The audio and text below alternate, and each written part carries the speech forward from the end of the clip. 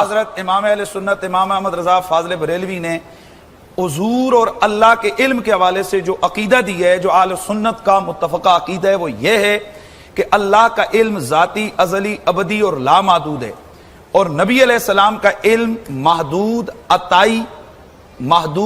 عطائی اور مخلوق ہے۔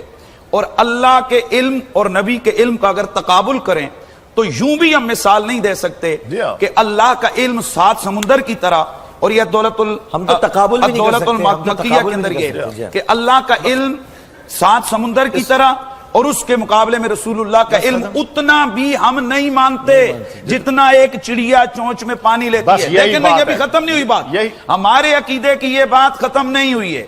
اگلا جملہ ہے اس کا کہ اتنا بھی ہم نہیں مانتے، یعنی اللہ کا علم 7 سمندر، اس کے مقابلے میں رسول اللہ کا علم جو ہے وہ چڑیا کی چونچ میں پانی کے قطرے جتنا بھی ہم اس کی تمثیل نہیں دے سکتے۔ لیکن اس کے مقابلے میں اللہ کے رسول اور باقی تمام انبیاء، شہداء، اولیاء، ملائک، جمیع مخلوقات اور رسول کے علم کا اگر تقابل کیا جائے تو رسول اللہ کا علم 7 سمندروں کی طرح، اور اس کے مقابلے میں تمام نبی، تمام ولی، تمام شہید، تمام ملائکہ، ان کا علم اتنا بھی نہیں ہے جتنا چڑیا کی چونچ کے مقابلے میں پانی کا قطرہ۔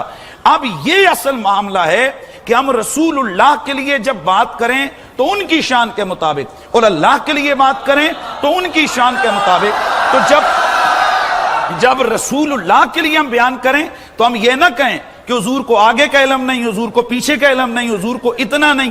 اس سے ہمارے بزرگ یہ سمجھتے ہیں کہ یہ محدود کر دینا اس حوالے سے، اور یاد رکھیں ہمارے عقیدہ جو ہمارا علم غیب کلی کا عقیدہ ہے وہ معدومات کا عقیدہ نہیں ہے، وہ موجودات کا عقیدہ ہے۔ یہ بڑی عام بات ہے، اس کو غلط ملت کیا جاتا ہے۔ اور اس حوالے سے میں ڈاکٹر صاحب یہ بھی کہوں کہ میں دعوت دوں گا کہ اس حوالے سے مولانا اشرف علی تھانوی صاحب نے اپنی زندگی کی جو آخری کتاب ہے اس کے اندر سیم یہی باتیں لکھی ہیں جو ہمارا عقیدہ ہے، تو اس کو اپنا لیا جائے۔ تو میرے خیال میں اس میں یہی کہہ رہا ہوں کہ جب مولانا اشرف علی تھانوی بھی یہی کہہ رہے ہیں اور مولانا احمد رضا بھی یہی کہہ رہے ہیں، تو پھر یہ جنگ کیا ہے؟ جنگ کو ختم ہونا چاہیے۔ ان لوگوں کے لیے ڈاکٹر صاحب میرا جملہ مکمل، جنگ ان لوگوں کے ساتھ ہے جو کہتے ہیں نبی کو پیٹھ کے پیچھے کا بھی پتہ نہیں، جو کہتے ہیں کہ جتنا علم، وہ جو کہتے ہیں کہ جتنا علم ملک الموت اور شیطان کو ہے معاذ اللہ اتنا بھی نبی کو نہیں ہے، ہماری جنگ ان سے۔ ملک الموت اور شیطان کے علم کے ساتھ حضور کے علم کا موازنہ کر کے مثال دینا، اس سے بڑی کوئی توہین نہیں ہے۔ اچھا یہ آپ ہی کی کتابوں میں دیکھیے، میں ان کتابوں پہ نہیں، اگر آپ ان کتابوں پہ آئیں گے یہ سٹیج نہیں ہے، میں ان کتابوں پہ بھی آپ کے ساتھ گفتگو کرنے کے لیے تیار ہوں۔ وہاں کیا ہوا مولانا، وہاں کیا ہوا کہ ان کتابوں میں جو کچھ آپ نے کہا اس کے رد میں اگر کہا گیا تو آپ نے کہا جی کہ یہ ہو گیا۔ دیکھیے کتابوں، آپ لوگوں کی کتابوں کی وجہ سے ہم کتابوں میں پڑھے ہوئے ہیں۔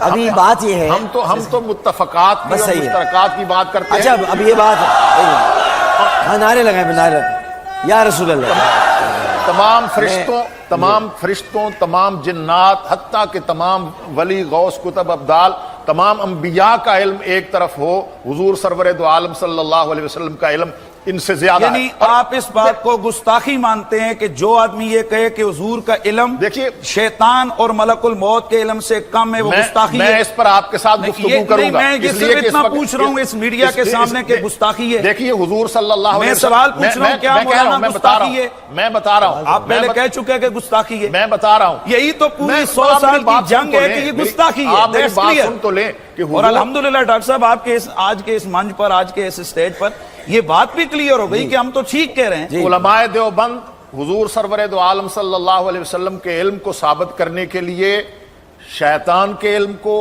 یا ملائکہ کے علم کو یا کسی اور علم کو موازنے کے طور پر پیش کرنا حضور کی بے ادبی سمجھتے ہیں، حضور کی گستاخی سمجھتے ہیں۔ اور جس عبارت کی طرف آپ اشارہ کر رہے ہیں، حوالہ دے رہے ہیں، میں نے وہ ایک لفظ پڑھا ہوا ہے، اللہ کے فضل و کرم سے ایسی کوئی بات نہیں ہے، وہ آپ کی ہی ایک کتاب اور عبارت کا جواب دیتے ہوئے وہ کہا گیا جہاں تک تعلق ہے سرور دو عالم صلی اللہ علیہ وسلم کی ذات کا، صفات کا، وہ علم ہو، حسن ہو، جمال ہو، تقوی ہو، ہر اعتبار سے یہ بات طے ہے کہ ساری کائنات کا علم کم ہے، پیغمبر کا علم زیادہ ہے، اور پیغمبر دو عالم کا علم کم ہے، اللہ کا علم زیادہ ہے۔ بے شک سبحان اللہ۔ یعنی حضور سب سے نہ بڑی بڑے بات بھائی یہ- جیسے ہیں، سب سے بڑی نہ بات کسی نہیں، عالم نہیں، جیسے کوئی ایسی ہیں، بات نہ نہیں۔ کسی اور جیسے ہیں۔ اس کا صحیح ہے، مطلب ہے صحیح ہے۔ حضور اللہ کی مخلوق میں بے مثل وہی، یہ بے مثال اور بے مثال سبحان بڑے بھائی کی بات کیا ہے، یہ تو حضور سرور بس دو ٹھیک عالم ہو گئی نا صلی اللہ علیہ وسلم یعنی نے نہ یہ- گاؤں کے چودھری نہیں، جیسے صحیح ہو گئی نا بات۔ دیکھیے آپ اشتباہ نہ پیدا کریں، کسی جیسے ہو گئی نہیں نا۔ ہیں، وہ بے مثل و بے مثال ہیں۔ حضور سرور سبحان دو اللہ۔ عالم نے خود الحمدللہ، حضرت عمر رضی اللہ تعالیٰ عنہ سے الحمدللہ۔ اخی کا لفظ کہا ہے،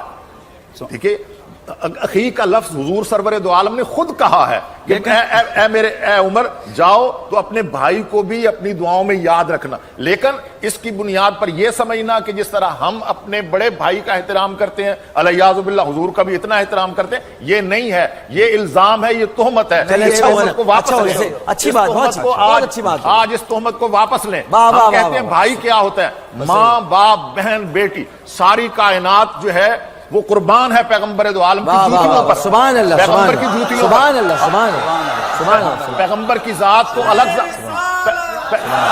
دیکھیے پیغمبر کی جوتیوں پر قربان ہے۔ یہ تہمت جو ہے کہ اپنے بڑے بھائی کی طرح حضور آج کو ختم ہو سمجھتے گئی ہیں، ہے، یہ تہمت آپ ختم، واپس سبحان اللہ، سبحان اللہ، اس کا کوئی ختم ہو گئی نا، ختم ہو گئی۔ بات بات ماشاء کوئی- اللہ، بھائی بات یہ، میں آپ کو ایک بات، میں اپنی بات بتاؤں آپ کو۔ بہت اچھی بات میں بھی ہے۔ تو کچھ کہہ دوں ڈاکٹر صاحب، بالکل ڈاکٹر صاحب میں آخری ایک بات کر کے جی، پھر جی، آپ کہہ جی، دیجئے۔ جی۔ پہلی بات یہ ہے کہ یہ کہ بھئی بڑے بھائی جیسا ہونا، یا حضور کو یہ کہنا کہ حضور کا اب عوام کے سامنے اس طرح سمجھنا چاہیے جیسے گاؤں کا ملک اور چودھری ہوتا ہے، یا حضور کا ادب اتنا کرنا چاہیے جتنا بڑے بھائی کا کیا جاتا ہے، اگر زیادہ کیا جائے تو یہ شرک ہے۔ یہ ختم ہو گیا۔ عبارات میں موجود ختم ہو ہے۔ گیا بحث وغیرہ۔ ماشاءاللہ آج مولانا نے کہہ دیا کہ یہ چیز ہمارے اگر لیے کوئی یہ کہے تو وہ میں یہ گستاخی ہے، کہوں گا، ہمارے لیے اگر کوئی یہ کہے تو وہ گستاخی ہے۔ ہمارے لیے ماشاءاللہ، یہ اچھی بات ہے۔ میں بہت یہ اچھی بات کہوں گا، ہے۔ میں ہم یہ تو کہوں یہی گا، کہتے ہیں، میں یہی یہ- تو 100 سال سے لیکن کہہ رہے ہیں کہ جو آدمی یہ ہمارے کہے لیے وہ مفتی صاحب، گستاخی ہے۔ مفتی صاحب ہمارے لیے یہ اتھارٹی ہے، کیونکہ یہ میں- ان کے نمائندے میں ہیں، علماء کیونکہ دیوبند ان کا کے نمائندہ ہوں۔ میں بتاتا جی۔ ہوں نا، کیونکہ ان کے نمائندے ہیں جن سے ہم سب پیار کے، مولانا سمیع الحق صاحب، اور یہ سب سے بڑی درسگاہ ہے اکوڑا خٹک، جب یہ وہاں سے کہہ رہے ہیں تو سمجھ لیں یہ مسئلہ حل ہو گیا۔ سبحان اللہ۔ ختم، بس ہو گئی ختم۔ بہت میں عوام سے یہ ماشاءاللہ، کہوں گا، میں آپ کو سلام کرتا ہوں بس بڑی ڈاکٹر صاحب، زبردست بات میں ہے۔ عوام کتنی سے- بڑی بات، ایک بہت بڑی بات آج حل ہو گئی میں کہ عوام نبی سے کے یہ بارے کہوں میں گا، بڑا کشف بھائی کہنا المحجوب یہ کی ساری تشریح گستاخی لکھی ہے کی بات ہے۔ مولانا سبحان عبدالرؤف اللہ، فاروقی صاحب سبحان نے۔ اللہ، میں- سبحان اللہ، میں کشف عوام- المحجوب کی تشریح لکھی ہے مولانا عبدالرؤف فاروقی صاحب۔ سبحان اللہ، ہاں، سبحان اللہ۔ میں عوام سے یہ کہوں گا کہ وہ عبارتیں، وہ کتابیں جن کی عبارتوں کا حوالہ دے کر علماء دیوبند پر گستاخ رسول ہونے کی تہمت لگائی جاتی ہے،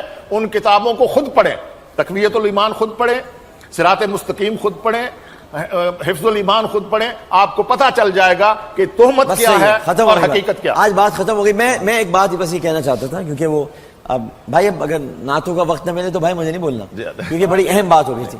میں یہ بات کہنا چاہ رہا تھا، دیکھیں یہ تو خیر بہت علمی اور بہت ہی مدلل گفتگو تھی دونوں حضرات کی، اور مجھے بہت خوشی محسوس ہو رہی ہے کہ میں اتنے علمی شخصیات کے درمیان، دونوں کے درمیان بیٹھا ہوں۔ خود مولانا عبدالرؤف فاروقی صاحب خود بڑے شفیق ہیں، محترم ہیں، اور ہمارے حنیف قریشی صاحب شفیق بھی ہیں، محترم بھی ہیں، اور اس کے ساتھ ساتھ یہ ہے کہ سمجھتے ہیں کہ بات کو کب کہاں کس وقت کہنا ہے اور کہاں روکنا ہے، کہاں تھمنا ہے۔ میں یہ جانتا ہوں جی، میں ایک بہت ہی جاہل سا انسان ہوں، ایک لے مین۔ میں تو روضہ رسول کے اندر گیا تو میری کنڈی جب کھلوائی، میں ایک کنڈی ہے، اس لا الہ الا اللہ، اس کنڈی پہ لکھا ہے هو الحبیب الذی ترجى شفاعتہ سبحان اللہ، لکل حول من الاحوال مقتحم۔ اب یہ جو شعر ہے یہ قصیدہ بردہ شریف کا ہے۔ میں نے کسی کے بارے میں نہیں سنا کہ کوئی خواب میں آئے اور چادر دے کے جائے اور وہ صبح اٹھے تو وہاں پڑی ہوئی ہو۔ سبحان اللہ، بھائی خواب میں دی ہوئی ہوتی تو خواب میں چلی جاتی نا، سبحان اللہ، وہ خواب میں آ کے بھی ایسے دے جا سکتے ہیں کہ جو آپ کو صبح اٹھ کے مل جائے۔ سبحان اللہ، وہ اتنا علم اللہ کی عطا سے رکھتے ہیں، جب وہ چادر دے کے جا سکتے ہیں تو پھر وہ اللہ کی عطا سے آ بھی سکتے ہیں۔ تو یہ سارا مسئلہ ہے کہ اللہ کی عطا ہے، ساری اللہ کی۔ بڑی بات، ساری ایک اللہ کی۔ جملہ میں کہوں جی کہ بعد کے آنے والی ساری کائنات تو اپنی جگہ پہ ہے۔ حضور سرور دو عالم صلی اللہ علیہ وسلم نے صحابہ اکرام سے کہا کہ ایکم مثلی، واہ واہ واہ، تم میں سے کون میری طرح آئے ہے؟ ہائے، آئے ایکم مثلی، تم میں سے کون میری طرح ہے؟ ابھی تو عند ربی، میں اپنے رب کے پاس رات گزارتا ہوں، وہ یطعمنی و یسقینی۔ پیغمبر دو عالم کی ذات اور شخصیت کو بحث کا ہدف بنانا نہیں یہ بنانا جائز ہی نہیں ہے، بالکل نہیں چاہیے، وہ بالکل۔ بحث سے بالا تر ہے، بہت اوپر اور وہ جو بعد از خدا بزرگ تو ایک قصہ مختصر اگر آپ نے ابھی تک ہمارا چینل سبسکرائب نہیں کیا تو ہمارے چینل کو سبسکرائب کر لیں۔ ہم غلام احمد رضا ہر کوئی بھی ہم سے جیتا نہیں ہے۔